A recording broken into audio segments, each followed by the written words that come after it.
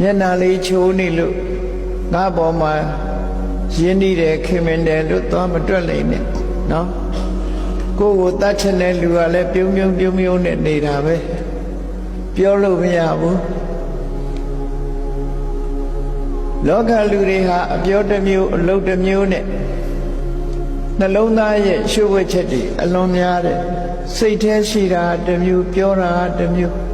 သိသိရခက်တယ်လို့အဲ့ဒီကန္တရကဆိုတဲ့ဆင်တတ်တဲ့ဆရာကြီးကမြတ်စွာဘုရားကိုလျှောက်ခဲ့တာအလွန်မှန်ကန်တယ်ပေါ့လောကလူတွေရဲ့နှလုံးသားအသိခက်တယ်အသိခက်သည့်အတွက်ကြောင့်လူတွေရဲ့ဇယိုက်ကိုကြည့်ပြီးပြောဖို့ဆိုဖို့ဆိုတာအလွန်ခဲရင်တာပေါ့မြတ်စွာဘုရားကြတော့ထူးခြားတဲ့အသိဉာဏ်ကြီးဘုရားဖြစ်တဲ့အခါမှာရရှိထားတယ်ဗုဒ္ဓစက္ခုလို့ခေါ်တယ်ဘုရားတို့ရဲ့မျက်လုံးနဲ့ကြည့်လိုက်ရင်တွင်းကိုဖောက်ပြီးတော့လူရဲ့နှလုံးသားထဲမှာထွင်းပြီးတော့မြင်နိုင်တယ်ဖောက်ထွင်းပြီးတော့မြင်နိုင်တဲ့ဉာဏ်တစ်ခုကဣန္ဒြိယပရောပရိယတိဉာဏ်နဲ့အာတယနုတယဉာဏ်နဲ့အဲ့ဒီဉာဏ်တစ်ခုကိုဗုဒ္ဓစက္ခုဘုရားမျက်လုံးလို့ခေါ်တယ်လူတွေရဲ့နှလုံးသားဖောက်ထွင်းပြီးတော့လူတွေရဲ့နှလုံးသားကိုထွင်းဖောက်ပြီးတော့မြင်နိုင်တဲ့ဉာဏ်စွမ်းတတ်တယ်ယဟန္တာပုဂ္ဂိုလ်တွေဟာအဲ့ဒီဉာဏ်မရှိဘူးပိစိကဗုဒ္ဓတွေလည်းအဲ့ဒီဉာဏ်မရှိဘူး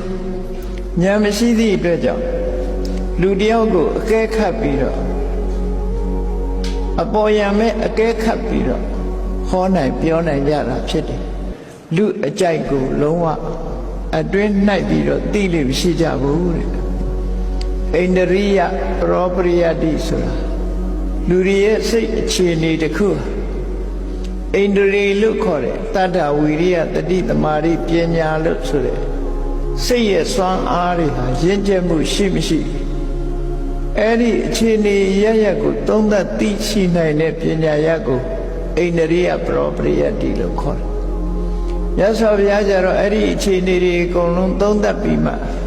ဒီပုဂ္ဂိုလ်ဟာဒီစကားမျိုးပြောရမှာဖြစ်တယ်ဒီပုဂ္ဂိုလ်ကျတော့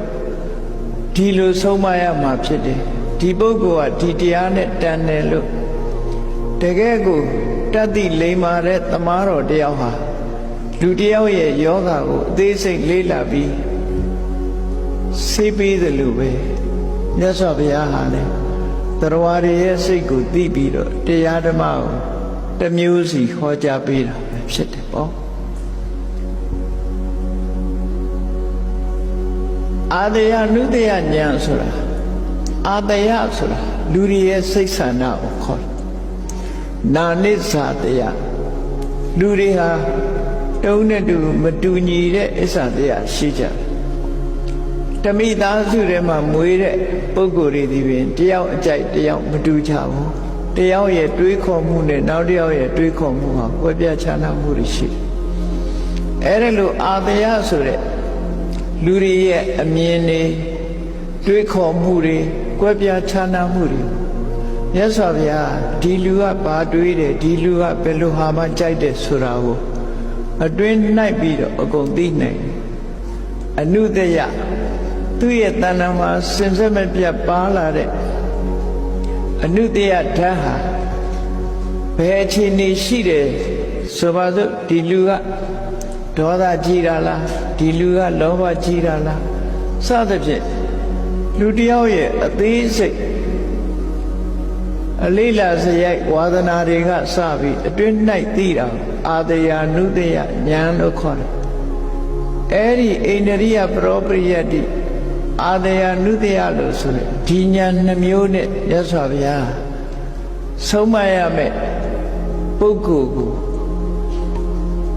သေးချာချာဆန်းစစ်ပြီးတော့မှတရားဓမ္မကိုဟောပြောတာဖြစ်တယ်အဲ့ဒါကြောင့်မို့ဘုရားဟောတဲ့တရားအလွန်အောင်မြင်တယ်လို့သူတို့ပြောကျန်တဲ့ပုဂ္ဂိုလ်တွေကတော့ရမ်းဟောကြဘုရားဟောတဲ့တရားကိုကြည့်ပြီးတော့လားဟောလူအုပ်ထဲမှာခဲနဲ့ပြစ်လိုက်လို့ဟုတ်လားလူအုပ်ထဲမှာခဲဆုပ်ပြီးတော့ကျဲလိုက်မယ်ဆိုရင်တော့ထိတဲ့လူထိလွတ်တဲ့လွဲတဲ့လူလွဲဒီလို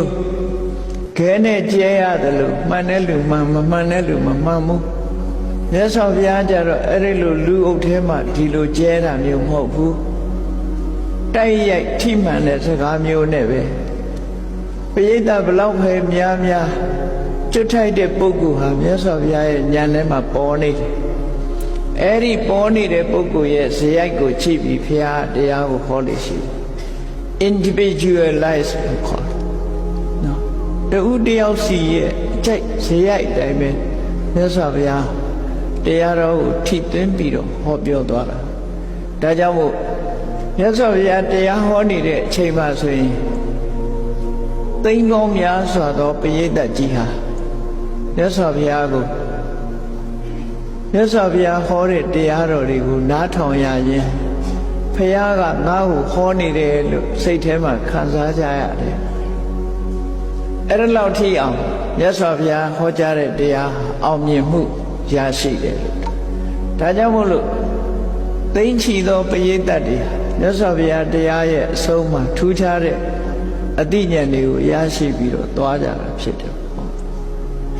တူညီတဲ့ဇေယျရှိတဲ့တရားတွေကိုပုဂ္ဂိုလ်တွေကို